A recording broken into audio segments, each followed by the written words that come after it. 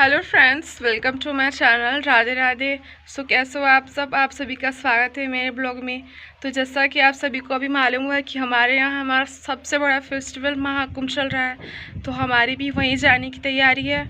तो फ़िलहाल तो मैं अपनी फैमिली के साथ जा रही हूँ, तो मैं पूरे तरीके से शूट नहीं कर पाऊँगी क्योंकि साथ में पापा भी होंगे, तो उनके सामने फ़ोन थोड़ा सोच समझ के यूज़ करना पड़ता है। तो अभी उसी की तैयारी है। अभी तो मैं नहा धोआ के रेडी हो चुकी हूँ, लेकिन अभी हमें यहाँ से रात में निकलना है। उससे पहले अभी मैं बहुत सारी तैयारियां करनी बाकी है। तो चलिए आगे देखते हैं मैं कितना रिकॉर्ड कर पाती हूँ। राधे राधे। फ्रेंड्स, फाइनली मेरा ड्रीम पूरा होने वाला है। मैं भी महाकुंभ जा रही हूँ और हम निकल पड़े हैं और पहुँच भी गए हैं। ये हमारा रेलवे स्टेशन। देखते हैं यहाँ भीड़ है या नहीं। तो चलिए, यहाँ भी बहुत भीड़ था, सो मैं रिकॉर्ड नहीं कर पाई। ये मेरी कान्हा जी जो आराम से सो रहे हैं, इनको भी मैं साथ लेके जा रही हूँ क्योंकि सारे लोग जा रहे हैं तो ये घर पे अकेले कैसे रहेंगे भूखे प्यासे। तो हमारी ट्रेन आने ही वाली है।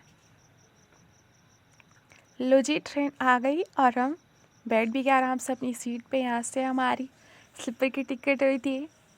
एक्चुअली ना, हमारे रेलवे स्टेशन से महाकुंभ के लिए डायरेक्ट ट्रेन नहीं मिलती है, तो हमें ट्रेन चेंज करनी पड़ेगी। तो इसके आगे बुकिंग की कोई प्लानिंग नहीं है। महाकुंभ के लिए जो स्पेशल ट्रेनें चल रही हैं, हमें उसी से जाना है महाकुंभ। तब तक मैं थोड़ी देर सोऊंगी। अब मैं उठ भी गई हूँ, ट्रेन आने वाली थी दूसरी, और यहाँ से मैं उतरना भी है। ये रहा रेलवे स्टेशन जहाँ उतरे थे, जो कि बिहार में था, डेरी ऑनसन। अब हम दूसरे ट्रेन का वेट कर रहे हैं यहाँ पे, रेडी तैयार होके। यहाँ भी बहुत भीड़ है, बहुत। अभी खाली दिख रहा है, बट जब ट्रेन आई, बाप रे। तो अब हम यहाँ से महाकुंभ के लिए निकल पड़े। अभी तो हमें अच्छे से सीट मिल गई तो बैठने के लिए, बट अगले स्टेशन पे पूरे तरीके से फुल हो गए। बैठने की भी जगह ना मिली मुझे। भूख भी लग रही थी। ये रहा टेस्टी टेस्टी चना। अब इसके बाद गाइस, ये देखो, ये पेंटिंग वाली ट्रेन जो कि स्पेशल महाकुंभ के लिए चल रही है। मैं जिस ट्रेन में हूँ ना, उस पर भी सेम टू सेम यही पेंटिंग बनी हुई है और यही ट्रेन है। ये रहा शाम का सनसेट। अभी बहुत टाइम है प्रयागराज पहुँचने में, तो अब भूख भी लग रही है। ये रहा चाय गर्मा गर्म। मिर्ज़ापुर स्टेशन पे ट्रेन रुकी थी, तो सब लोगों ने थोड़ा खाना पीना किया। ये रहा प्रसाद जो कि कान्हा जी को भोग लगाया मम्मी ने, क्योंकि शाम का टाइम हो चुका था। उसके बाद ये हमारा खाना जो कि हम घर से बना के लाए थे, पूरी और भुजिया। वेलकम टू प्रयागराज और Mahakumbh. I am super excited. यहाँ से दिख रहा है ना, ये जो बीच में लाइन आ रहा था ना, पुल वाला, बड़ा गुस्सा आया। सब हम उतर चुके हैं। एक्चुअली हम कोई रेलवे स्टेशन पे नहीं उतरे थे, हम बीच पटरी से उतर के किसी रोड से उतरे, क्योंकि सारे रास्ते बंद थे। तो अब तक हम लोग उधर ही फंसे रहते। ये रहा हमारा दिव्य महाकुंभ। तो यहाँ से हम चल पड़ते हैं त्रिवेणी संगम मार्ग। इस संगम मार्ग हम वहीं जा रहे हैं, चले ही जा रहे हैं कब से। इतना चलने के बाद अभी हमें पता चला कि 3 किलोमीटर और चलना है। वो देखो, बोर्ड पे लिखा भी है 3 km। शिट, ये पद यात्रा में ना हालत खराब हो गई। मून संगम द्वार बहुत ही अच्छा लग रहा है फ्रेंड्स। ये देखो, ये पता है क्या है? ये जो समुद्र मंथन के दौरान जो वो क्या कहते हैं, हाँ याद आया, समुद्र मंथन के दौरान जो 14 रत्न निकले थे ना, ये उन्हीं को दर्शाया गया है, उनका चित्र बना के।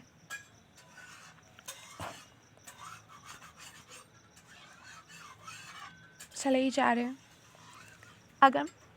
अब हम संगम के थोड़ी नज़दीक आ गए। ऐसा लग रहा है जैसे नीचे उतर रहे हैं। हम यहाँ घाट पे बैठ के वेट कर रहे हैं बाकी सभी लोगों का, जो कि कुछ लोग ब्रश करने गए हैं, कुछ लोग बाथरूम को गए हैं। मैं यहाँ बैठे बैठे बल्कि झपका रही हूँ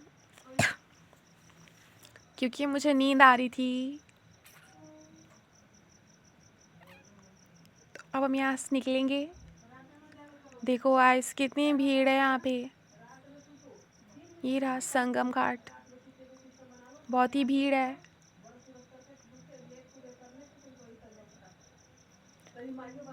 पर से मेरी छोटी हाइट। तो अब मैं गंगा माँ को प्रणाम करके आगे बढ़ती हूँ। और ये रहे हमारे साथ में मेरे कान्हा जी। मैं इन्हीं के साथ स्नान करने वाली हूँ। स्नान तो मैं रिकॉर्ड ना कर नहीं पाई क्योंकि किसी ने करी ना। स्नान कंप्लीट हो चुका, उसके बाद का व्यू।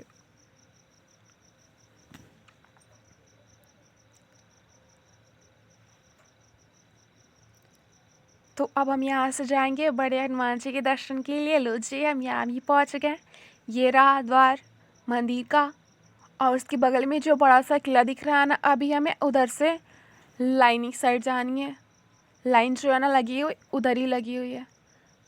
पूरा गोल गोल घुमा के, बहुत ही लंबी लाइन थी। एक ही जगह पे ना गोल गोल घुमा घुमा के सीधा नहीं बना सकते थे क्या सारी सारी। ये देखो इतनी लंबी लाइन है, और जो द्वार वहाँ से नज़दीक दिख रहा था अभी इतना दूर है। तो अब भीड़ खाली हो, धीरे धीरे इसमें आगे बढ़ते जाना है। अब हम मंदिर के अंदर आ चुके हैं। यहाँ भी लंबी लाइनें लगी हुई हैं बहुत सारी। यहाँ भी गोल गोल घूमना है हमें। वो रहा मंदिर दिख रहा है बड़े हनुमान जी का। देखती हूँ मैं अंदर रिकॉर्ड कर पाती हूँ कि नहीं। यहाँ पे ना अंदर रिकॉर्ड करना फ़ोन वगैरह अलाउ है। ये रहा बड़े हनुमान जी का लाइव दर्शन। चलो मैं मंदिर में प्रवेश करती हूँ, देखती हूँ मैं रिकॉर्ड कर पाती हूँ कि नहीं।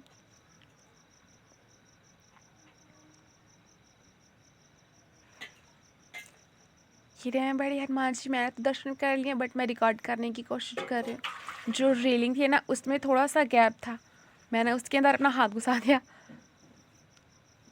तो मैं रिकॉर्ड तो कर ली। जय बजरंग वाली। ये रहा मेला। कुछ खास नहीं दिख रहा इधर, क्योंकि हम कुछ खास जगह घूमने भी नहीं गए। सो इधर ये छोटी मोटी जगह घूम के हमें यहाँ से निकलना है। इतना छोटू सा नारियल, पता नहीं इसमें पानी भी होगा या नहीं।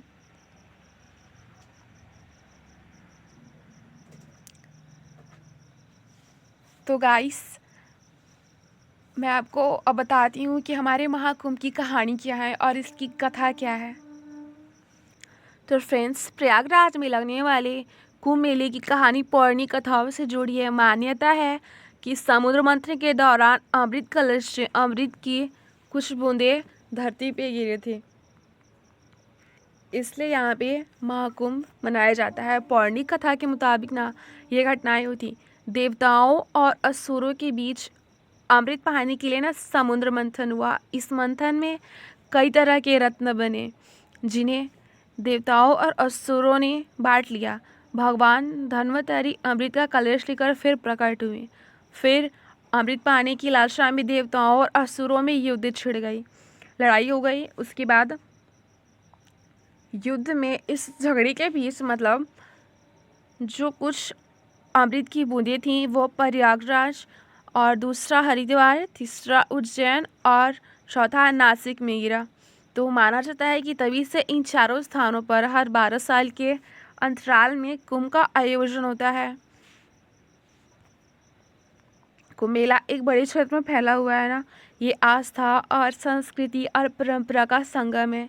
यहाँ लाखों लोग पवित्र नदियों में स्नान करने आते हैं। मान्यता है कि इससे उनके पाप धुल जाते हैं और जीवन में सफलता मिलती है। लेकिन कुछ लोग तो ये भी कह रहे हैं कि ये हमारा जो प्रयागराज में महाकुंभ हो रहा है ये 144 साल बाद हो रहा है, क्योंकि महाकुंभ 144 साल में ही होता है। सो ये वीडियो मेरा यहीं पे ख़त्म होता है।